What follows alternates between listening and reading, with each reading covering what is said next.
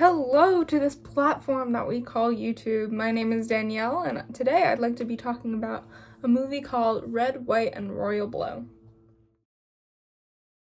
Okay, I'm back. Red, White, and Royal Blue was a movie directed by Matthew Lopez, which was his first film feature, directorial feature, debut, which was featured on Amazon Prime. I want to start this video off with my biggest problem with this movie, which was the acting, specifically not on the part of the character that plays Henry. It's not very good, the acting, and the person who plays Henry, who you probably know who he is if you do not, because he's been recently in a lot of films. He is the royal and Red, White, and Royal Blue, and is fairly good. I can see a big future in his life with acting and doing more romance, cheesy movies. I can see that, which he has already done. And this movie is some romance, cheesy movie. It is this movie. But I do see it acting, long time in acting, and he also was in, not recently, but not long ago, a movie called Bottoms, which I loved. It is, in my opinion, peak comedy. It is hilarious. He actually does a really good job. Some of my favorite lines from the movie is his lines. And Nicholas Galatasaray, I can't say his last name, Nicholas. I have high praise, and I wish I could give the same for his love interest, Alex, which is played by Taylor Zachar Perez. I really wish I could give him as much as good praise as I gave to his co-star.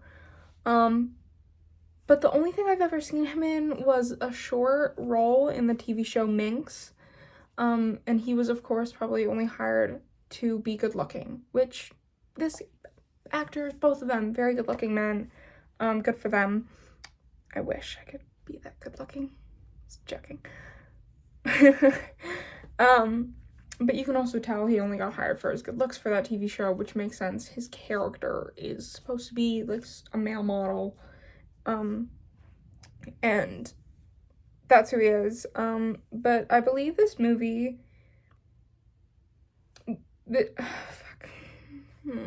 I also believe for this movie, they hired him first because he's good looking, because who doesn't like to see a good looking person on their TV?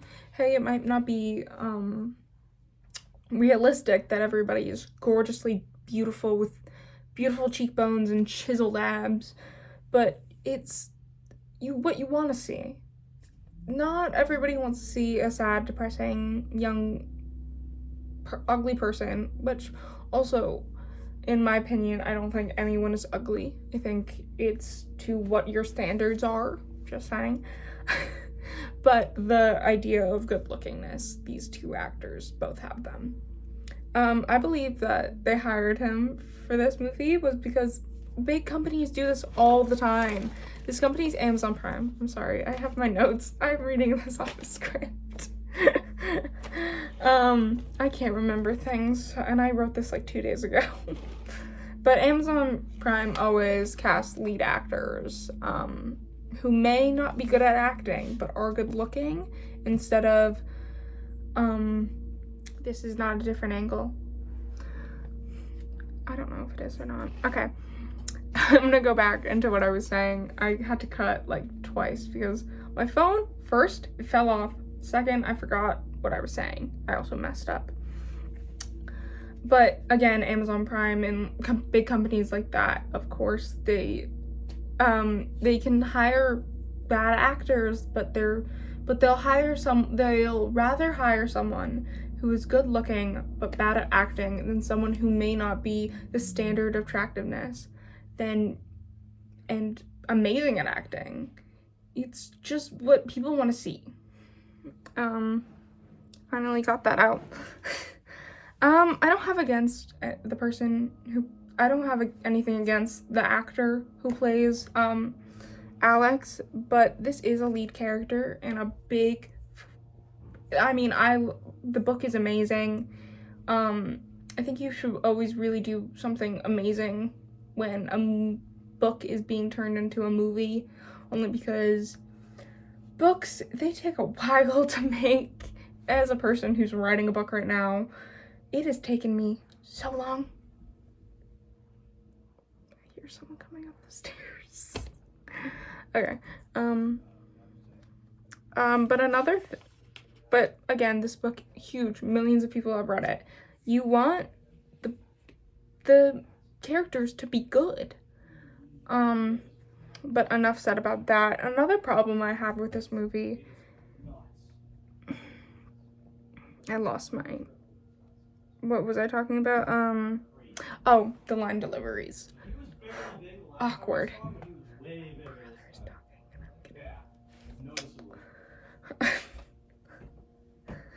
But when the characters say stuff, it just feels very fake, and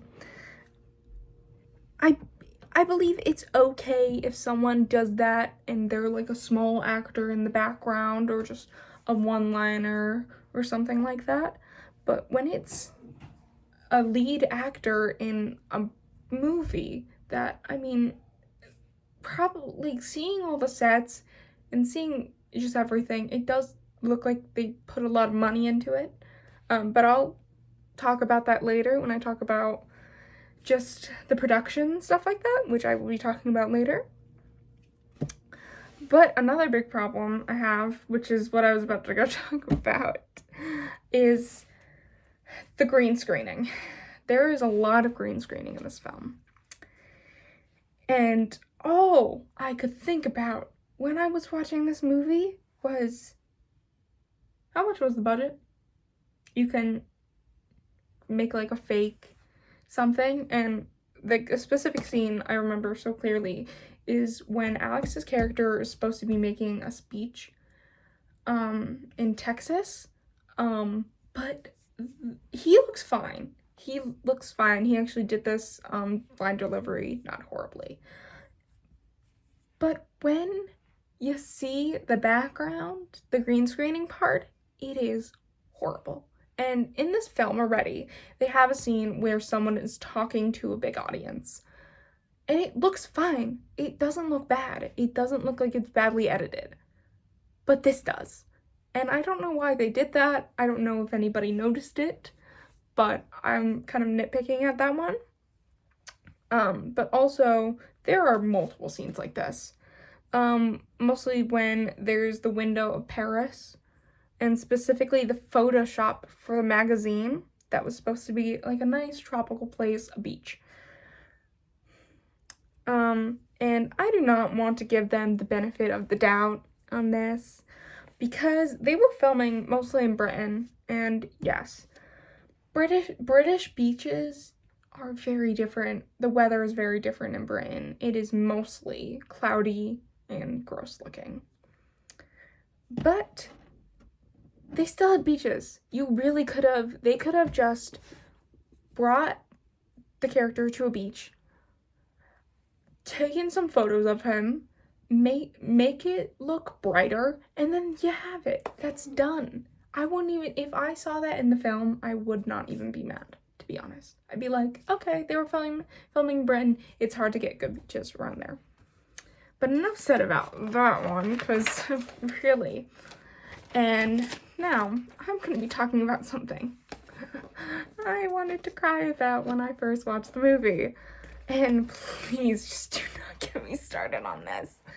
The cringy lines. Specifically, this specific scene when they were going to Texas. And I specifically remember this line because it made me so uncomfortable I wanted to turn the movie off. It is when, and it also made me realize, oh yeah, 100% a 50-year-old straight man wrote this. It does not even feel like it was something from the book. And I'm gonna say this, I didn't read the book, but also I don't like reading, so. And also in my next film, I actually didn't even read the book. I'm making another just talking about a movie. So that's actually a film. It's supposed to be a documentary about something that I can't tell you. But I can't give too much away. But I also did not read the book for that thing. But specifically, Alex says, "Dad, this is totally not the vibe." And when he said that, my whole entire body cringed. I felt so uncomfortable. And I just wanted to turn it off, but I didn't, because I wanted to get through the film, and then I watched it like 5 more times. But I just want to stop with that. But another time I cringed was when Henry's character was singing, which, as a person who can't sing, I can't sing for the life of me. I hang around theater kids who can sing. I'm friends with so many, like, actors and singers. I just can't act. I can't sing. I'm not good at any of those things. But the auto-tune that they put on this kid's voice is insane. It just sounds like it was AI. It sounds like it was AI. Because that's how bad it was. And I also hate auto-tune, just saying. I think we have too much of it nowadays. I think if you don't need auto-tune, that makes you a really good singer. And if you use auto-tune, then I don't think you really should be singing. I don't know.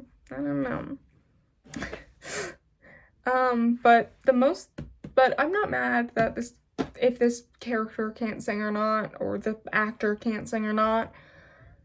It made me so annoyed because it wasn't needed. They could have made the character just not be able to sing. Who cares? They could have found an actor who can sing, and they make it sound good. But they're supposed to be at like a karaoke bar. When you're at a karaoke bar, no one sounds good. Even good singers don't sound good. And it was just supposed to be a feel-good moment, and I don't want to nitpick this too much because it's a cute part of the film. But it also could have been just raw vocals. It wouldn't have mattered. I feel like I already said this a lot. I already say this a lot, but I don't like this movie, so I want to talk. Okay, wait, I fucked up. I feel like I've already said so much about why I don't like this movie, so I want to get on to the next part of why I do like this movie. So the first thing I want to talk about is I would like to talk about how, in my opinion, this is one of the best LGBTQ films that a person hasn't died, gone to jail, or isn't set in the 1950s, 60s, or a year where they could go to jail or get murdered. And the movie has a lovely ending. It's cute. It's sweet. And I watched this movie many times now just to watch it, you know. And it has a great plot, which is mostly thanks to the book and the writers and the writer who originally wrote the book. And just the writing in general. There was some, again, moments that was cringy, but the plot altogether and the story and the idea is cute. It's not really, like, it won't happen in real life. This would never happen, but it's something like that you want to see, with specifically with the character that's a royal, him being gay, and how it's not really acceptable in the royal family or in any just royal palace. In my opinion, I have not seen something like this, which is great. And they also have some really good actors. They have some great actors, specifically Henry in a specific scene where he is crying. I think he did so good in that, and I actually started crying when he did that. I thought it was very good. I thought the stuff was really good. Specifically, he in general is just a very good actor. Again, I've said this. I'm gonna give this person a lot of praise because I have seen a lot of his films, and I also love Bottoms. But also, they had, in my opinion, one of the best actresses of the 90s who was in stuff like Pulp Fiction and Kill Bill. And of course, this actress is Uma Thurman. If you do not know who she is, please go see her films. In my opinion, she is one of the best actors. I love her. And I just wonder, how did they convince her to play the mom of Alex and also the president? How did they do that? Why did they do that? They could have gotten someone way worse. Don't make Uma Thurman do this. She has such a good acting credibility. Don't ruin that for her. No, I'm joking. But they also had Stephen Fry, who, in my opinion, is the British... I just realized I fucked up in the writing. I was about to say he's the British version of Elton John, but Elton John is British. I don't know what I was thinking. Don't know what I was thinking right there when I wrote that. Well, just Stephen Fry is like a huge gay personality in the acting world. He's amazing. I've seen a lot of his work. I think he's amazing. He's been in so many just amazing films. He's been in, I think he was in Lord of the Rings or one of those kind of films. I don't remember. Don't at me on that. But this movie also has some nice moments. It's not very realistic, but who cares? And I love that. I love that it's not realistic. But my full review, I think it's fine. It didn't make anybody go, oh my god, this is the best film in the whole entire world. No one did that. No one, I mean, somebody probably did. Maybe somebody did. But in my opinion, I didn't. But also, I do like this movie. It's very cute, cheesy. I'm gonna go watch it again. And it doesn't end in death or heartbreak, which is great. And I want to give this movie a 6 out of 10, which is also fairly close to the IMDb, which is 7 out of 10. So, hell yeah.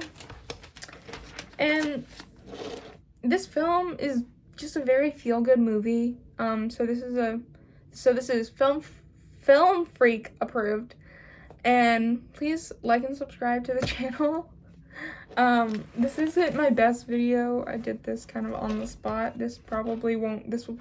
I'm only doing this video right now to see if it's long enough, or this will be a long video and I probably have to edit a bunch of stuff. I just wanted to get this out, just so I can introduce you to my channel and just do this real quick so I can do better stuff in the future, like what I told you guys about how I'm directing a documentary styled thing about a topic, about a movie. So I can't wait for you guys to see that. I think it's going to take me until maybe next year because it's just a long process. But till then, I will see you on the flip side.